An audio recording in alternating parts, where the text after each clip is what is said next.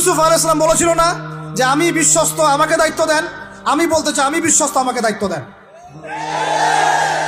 আমাকে 5 বছর সময় দেন, পুরো দেশের শিক্ষা সিস্টেম চেঞ্জ করে দেবো ইনশাআল্লাহ। প্লে গ্রুপ থেকে প্লে গ্রুপ থেকে নিয়ে মাস্টার্স পর্যন্ত এমন শিক্ষানীতি প্রণয়ন করা সম্ভব যে আমাদের বাচ্চারা একদম প্লে থেকে মাস্টার্স পর্যন্ত বাংলা, ইংরেজি, অঙ্ক এবং জেনারেল সাবজেক্টগুলোর সাথে কোরআন হাদিসের একটা অপূর্ব সমন্বয়ে পড়াশোনা করবে ইনশাআল্লাহ।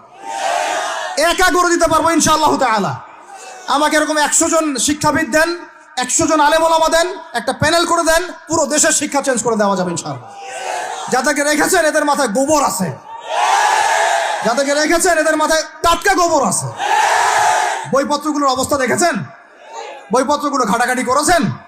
সমকামিতা প্রমোট করছে আমাদের দেশের মধ্যে, ট্রান্সজেন্ডার প্রমোট করছে আমাদের দেশের মধ্যে, আমাদের বাচ্চা কাচ্চা কচি কাঁচা বাচ্চাদেরকে শারীরিক শিক্ষার নামে যৌন শিক্ষা দিচ্ছে। এগুলো আমাদের মুসলমানদের শিক্ষা? এটা চলতে থাকলে দেখবেন অচিরেই কোনো মানুষ বাচ্চাদেরকে স্কুলে পাঠাবে না, এটা অরুচি ধরে যাবে। তখন কি হবে? কোটি কোটি স্কুল, কলেজ, বিশ্ববিদ্যালয়ে খা খা করে পড়ে থাকবে, কেউ পাঠাবে না ওখানে। তখন মাদ্রাসা থেকে মানুষ ঝুঁকবে আরো বেশি। আমি তো দাবি জানাই উপরের লেভেল থেকে এমন একটা শিক্ষা ব্যবস্থা প্রণয়ন করা হোক যাতে আমার মাদ্রাসা গড়ার প্রয়োজনই না হয়। ওই সিস্টেম রাষ্ট্রীয়ভাবেই পড়ানো হবে ইনশাআল্লাহ।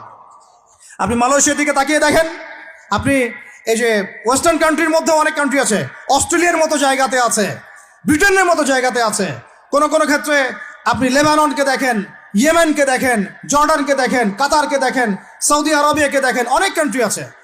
ভালো কাজের তো প্রশংসা করতে দোষ নাই, দোষ আছে? এমনকি অনেক পশ্চিমা কান্ট্রিতেও একদম উপর লেভেল থেকে ইসলামিক সিলেবাস প্রণয়ন করা হয়েছে।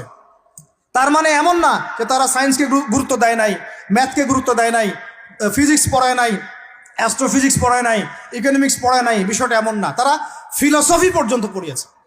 ঘাটাঘাটি করেন, অনলাইনে সব মজুদ আছে। এমন শিক্ষানীতি প্রণয়ন করা সম্ভব একদম প্লে থেকে নিয়ে মাস্টার্স পর্যন্ত। আমার ছেলে ইমামতিও করবে, এদিকে বিমানও উড়াবে ইনশাআল্লাহ। আমার মেয়ে ডাক্তারও হবে, এদিকে দেখবেন হাফেজাও হবে ইনশাআল্লাহ। একজন মুফতি সাহেব, তিনি ফতোয়াও দিবেন, একই সাথে বিশ্ব অর্থনীতি সম্পর্কেও জানবেন ইনশাআল্লাহ। একজন আর্মি অফিসার, তিনি যেমন সামরিক ক্ষেত্রে লিডার হবেন, তেমনি দেখবেন ফিকহের কিতাব মোতালা করে ফতোয়া দিতে পারছেন ইনশাআল্লাহ।